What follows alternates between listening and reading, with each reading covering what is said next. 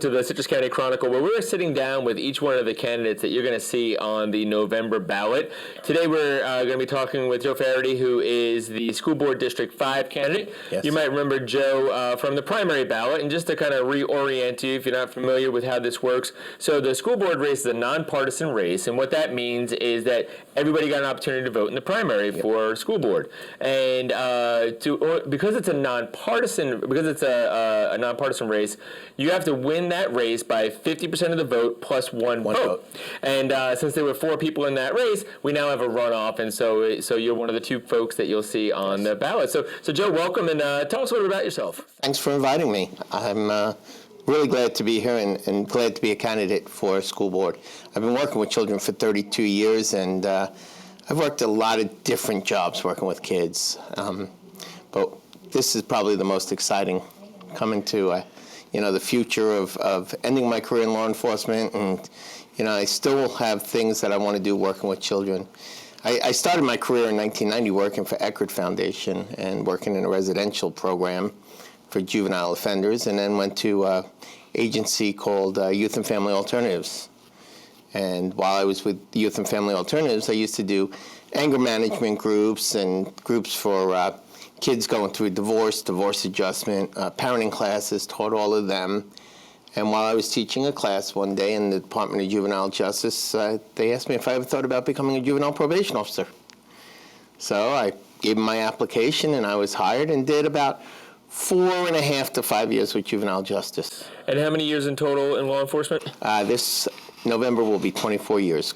Wow, awesome. Well, let's dig into it. We got a couple questions I want to ask you, and pretty low-profile stuff, but important. I mean, these are important issues that I think that you're facing as a candidate that really are impactful to our schools. So, if you think about the school district, Citrus County is struggling with hiring folks, from bus drivers to in-classroom instructional staff, all the way through the whole system. And this is not unique to Citrus County, right? Many counties in the state of Florida are struggling with the same thing.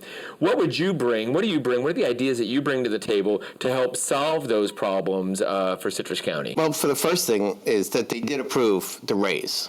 And, money does not always attract people.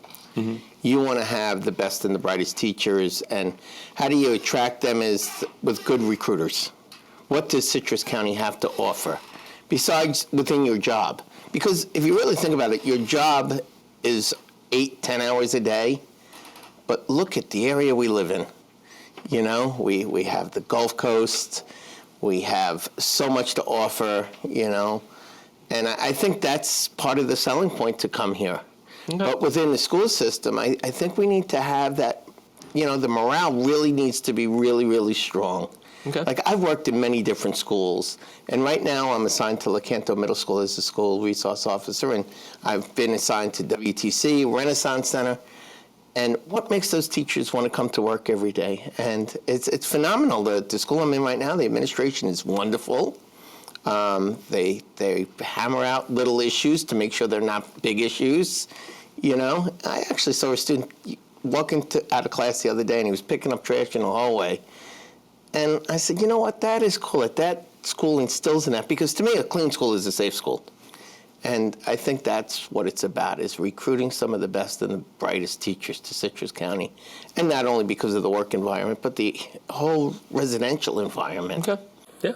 So in that same vein, the governor approved that folks that are honorably discharged out of the military have an opportunity to kind of teach in the classroom now. What's your opinion on that decision, and do you think that will have an impact for Citrus County? Because we do have a lot of vets in our county. I like that if they have a knowledge base of a certain, like civics we were talking earlier about, and if they have a history, I know some people that are in the military that have such a broad understanding of history.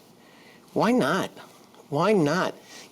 I've taught at the college level for Rasmussen College. I taught at CF. I don't have a teaching degree. I have educational experience. And I think a lot of people with educational experience could go into classrooms and share their knowledge and work towards that degree. Awesome. Work towards that certification. Okay. Okay. Good. So, one of the things that every school system is held accountable to are these mandates that kind of come down from the state, right? Mm-hmm. Some are funded, some are unfunded, but how do you think our district performs as it relates to are we a fiscally sound school district, and are we making the best decisions with the dollars that we have to spend? I think every large entity could be tighter on their budget, whether it's a hospital, whether it's a sheriff's office, whether it's a school board. I think if you look at every dime, you're going to go crazy. However, if you're spending frivolously, it's foolish. So I think that we do well and we are fiscally responsible. Okay. There are programs out there that are effective, but once we see they're ineffective, I hope they get rid of it right away. Okay. So, and I'm glad that we're keeping the arts, we're keeping the sports teams, because that is so important to education to me. Especially, you got your art classes and I would love vocational training come back. I loved wood shop, Mm-hmm. And I think that that's so important to our students. I wish I would have sent my son to vocational college instead of CF, because he's a hands-on type of kid. And as a parent, I didn't recognize that, because I went to college. I have a master's degree. You need to go to college and get a degree. And I look back and say, wow, he owns his own business now. And if I would have seen that he wanted to go that way. And he never brought that up, so I thought college. So I think we need to really look at vocational. Very good. For a lot of our students. Very good. Well, Joe, thank you for your time. And to folks watching, thank you so much for watching this, and continue to watch all the other interviews we have with the candidates that you will see on the November ballot. And I'd just like to say, if you see me out in the community, my wife and I volunteer for a lot of events. Come over, say hi, and if you have any questions, please don't hesitate to ask.